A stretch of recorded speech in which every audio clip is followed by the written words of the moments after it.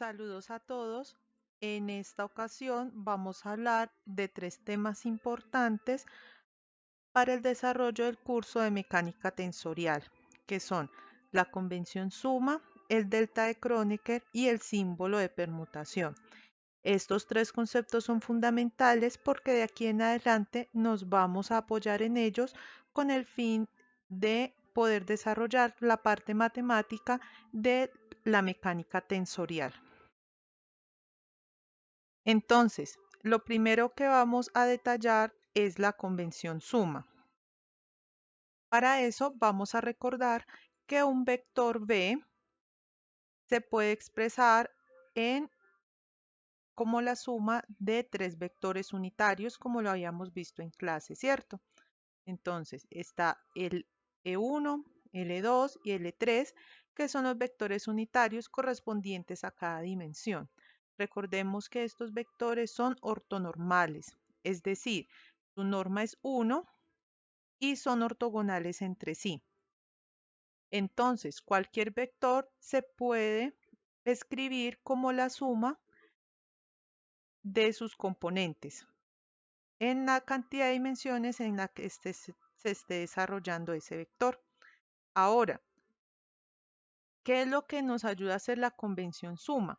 En la convención suma se suprimen los símbolos de sumatoria involucrados en la expresión de cantidades vectoriales. Esto se hace con el objetivo de facilitar la escritura, pues en mecánica tensorial se trabajan fórmulas largas y el hecho de trabajar fórmulas largas con unos símbolos de sumatoria dificultaría la comprensión de los mismos. Entonces, retomando el concepto de vector, vemos que un vector se puede expresar como la suma de sus componentes. Y entonces, en convención suma, al suprimir el símbolo de sumatoria, pasaría a ser esta expresión. Solamente se trabajaría lo que está involucrando a la sumatoria, es decir, BI e I. Este es solamente un ejemplo para poder entender cómo trabaja la convención suma. Entonces, en la convención suma se tienen dos casos. Podemos tener índices repetidos, como en el caso anterior, que tenemos ahí repetido en las dos componentes de esta fórmula y se denominan índices duplicados. Entonces, da lo mismo tener BI, EI, BJ, EJ y BK, BK. Entonces, la expresión anterior la habríamos podido escribir como BJ, EJ y BK, EK. Y hay otro tipo de índices que se denominan los índices libres y son aquellos que no están repetidos dentro de la expresión. Aquí tenemos un ejemplo con el vector W, que es igual a un escalar multiplicado por otro vector, BJ, ¿cierto? Entonces aquí vemos que BJ es una expresión que tiene un índice libre. Ahora, el siguiente concepto que vamos a tratar es el delta de Kronecker. Para poder entender cómo actúa el delta de Kronecker, primero vamos a trabajar el producto punto entre dos vectores unitarios. Entonces, vamos a considerar primero el caso cuando I es distinto de J y cuando E es igual a J. Entonces, en el primer caso, considerando que I sea distinto de J, entonces podemos plantear dos ejemplos.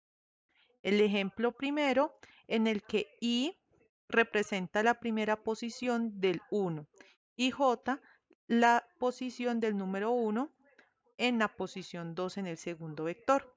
Entonces, como podemos ver, el producto punto nos da como resultado 0. Recordemos que el producto punto es el producto término a término de los dos vectores y nos da como resultado un escalar.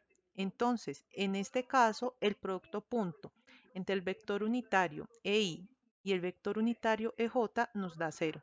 ¿Por qué? Porque las posiciones de I y J son distintas. Lo mismo pasa si tenemos este caso.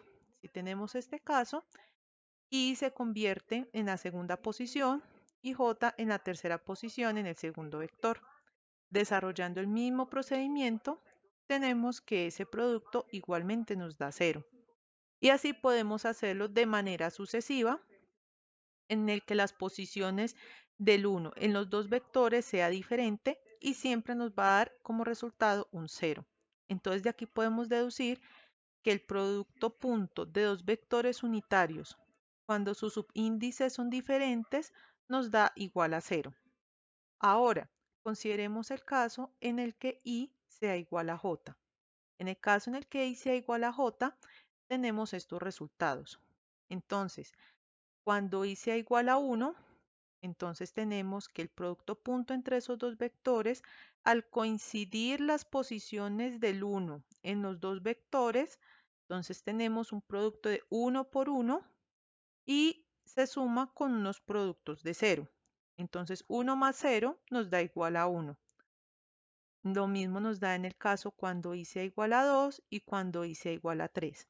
Esto pasa porque tenemos la misma posición en los dos vectores unitarios. Entonces, de acá podemos deducir lo siguiente. Tenemos que el producto punto entre dos vectores unitarios, EI y EJ, es 1 cuando I es igual a J y es 0 cuando I es distinto de J.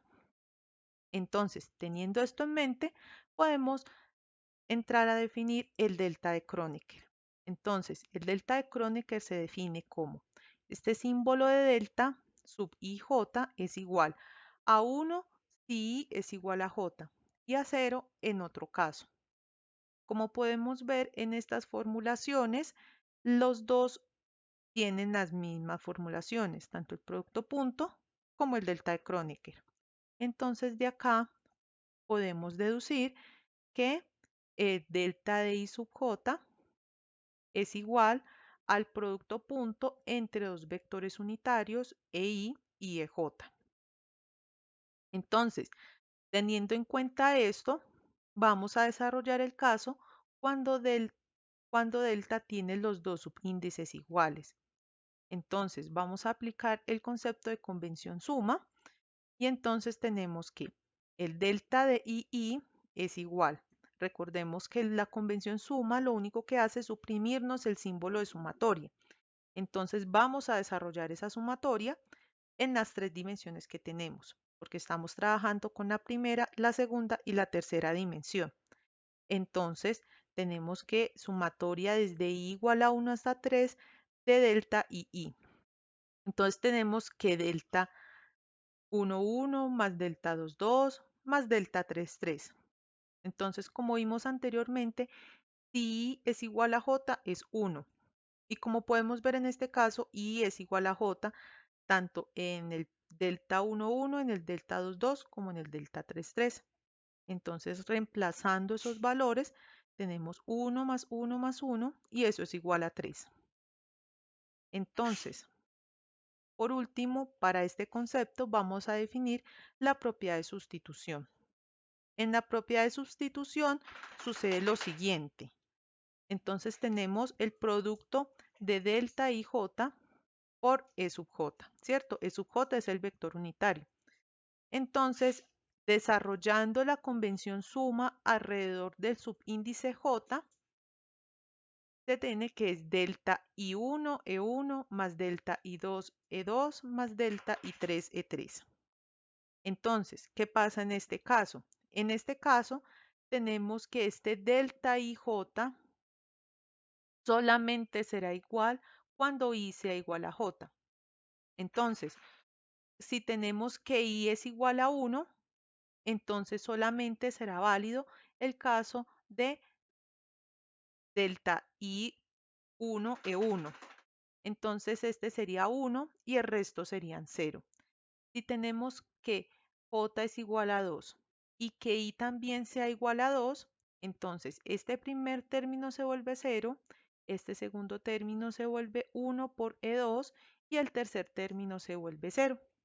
Entonces, por lo tanto, se tiene que solamente una vez valdrá el número 1 es de delta I, es decir, cuando I sea igual a J.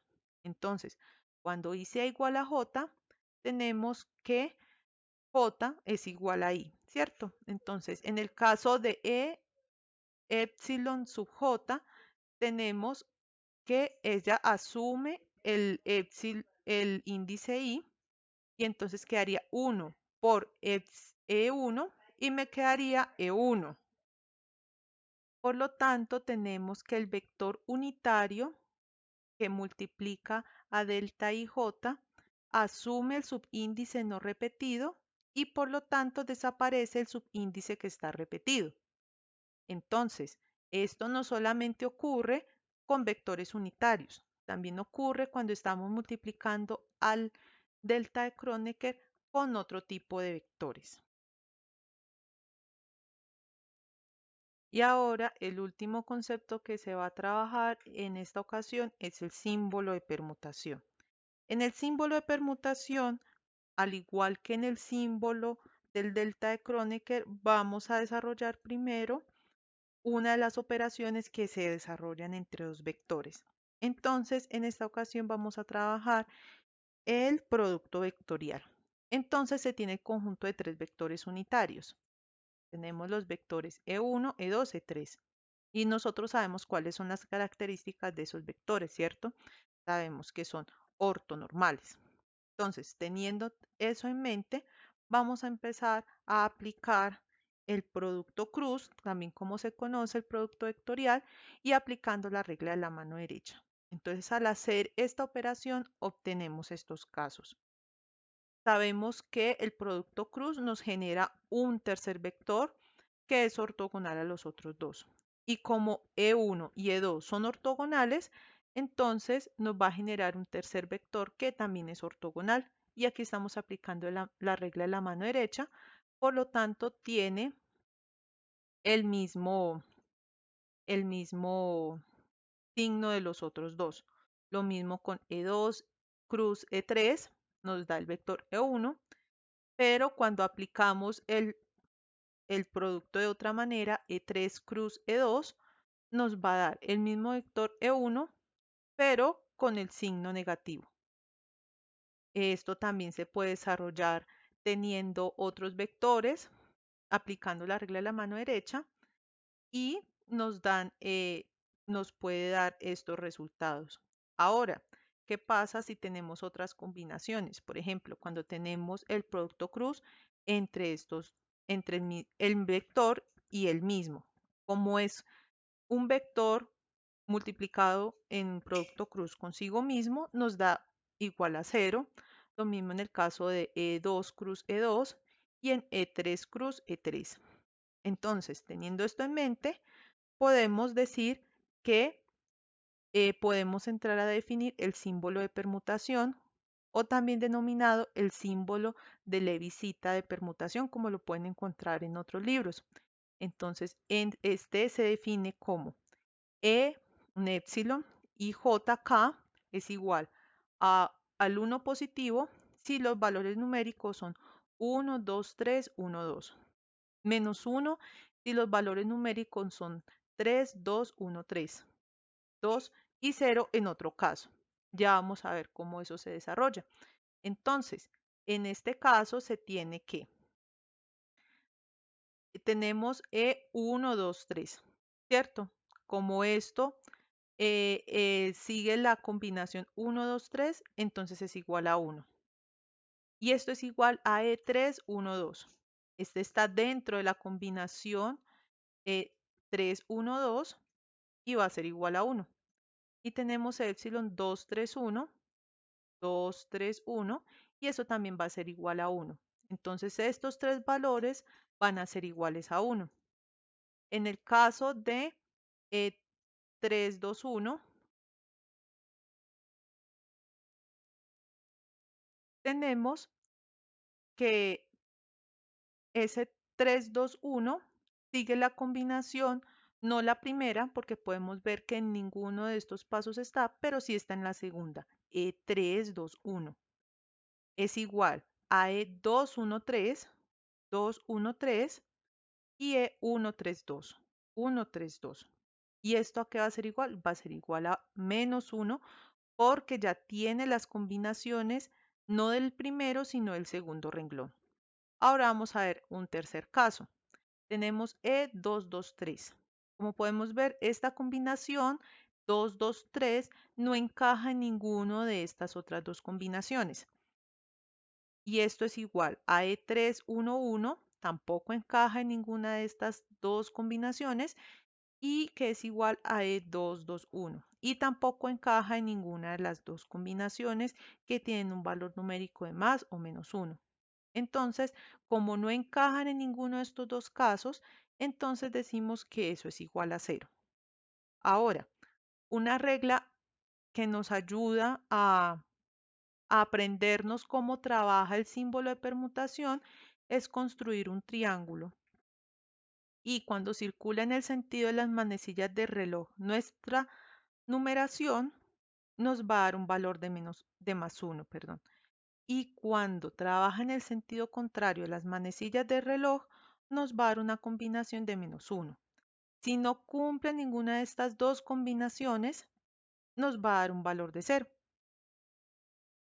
Entonces, por lo tanto, se tiene que EIJK, esto es 1, 2, 3, es igual a E3, 1, 2, e igual a epsilon K y J.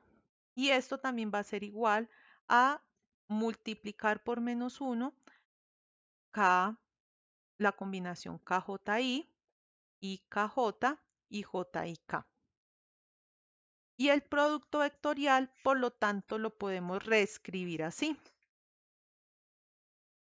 Este producto vectorial de dos vectores EI y EJ es igual al símbolo de permutación EIJK por el tercer vector que genera, en este caso EK. Recordemos que como estos son vectores unitarios, nos va a generar otro vector unitario y este símbolo de permutación nos va a determinar si vale 1, menos 1 o 0. Ahora, una identidad que es muy importante, es quizás la más importante en el campo del álgebra tensorial que estamos manejando en este curso, es la identidad existente entre el símbolo de permutación y el delta de Kronecker. Entonces tenemos el producto de dos símbolos de permutación, epsilon sub i, m y k y epsilon sub j, k y q, ¿cierto? Esto lo podemos encontrar también en esta combinación. Como podemos ver, ellos tienen el símbolo de Q repetido. Esto es fundamental para poder aplicar la identidad. Entonces, puede tener esta presentación o puede tener esta presentación. Entonces, aplicando la identidad, tenemos que esto es igual al delta de las primeras componentes no repetidas de cada uno de los símbolos de permutación. En este caso, la primera componente no repetida es M y en el segundo símbolo de permutación es J. Entonces se hará delta sub MJ multiplicado por las segundas componentes no repetidas de cada símbolo de permutación. Entonces en este caso sería I y K. Entonces vemos que asume I y K menos el símbolo delta de Kronecker del primer símbolo no repetido por el último y del último por el primero. Esta es una de las identidades más aplicadas en el campo del álgebra tensorial y nos ayuda a resolver muchas igualdades y muchas ecuaciones que vamos a ver más adelante.